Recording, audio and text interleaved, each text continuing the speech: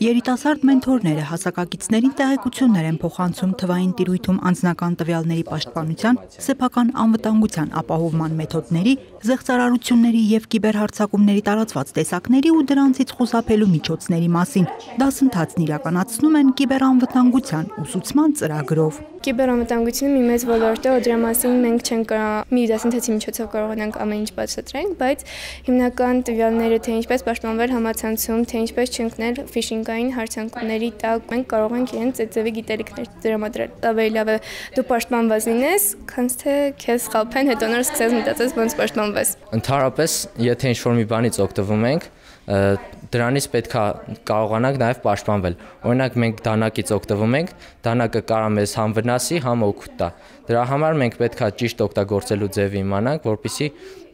ապահով լինենք։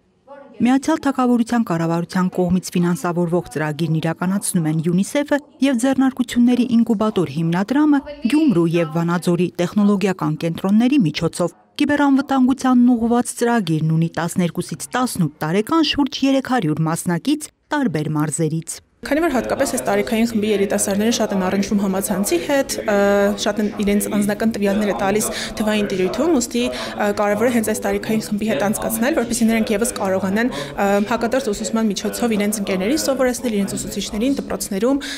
համապատասխան ծրագրերի շրջանակում։ Կիբերանվտանգության ուսուցման ծրագիրն արդեն իրականացվել է Շիրակի, Լոռու եւ Սյունիքի մարզերում։ Նախատեսվում է ընդլայնել աշխարհագրությունը, մյուս մարզերի երիտասարդներին եւս տեղեկատվական հանդիպումներին ներգրավել համար։ Անահիտ Կարյան, Սարգիս Ալավերդյան, լուրերի համար։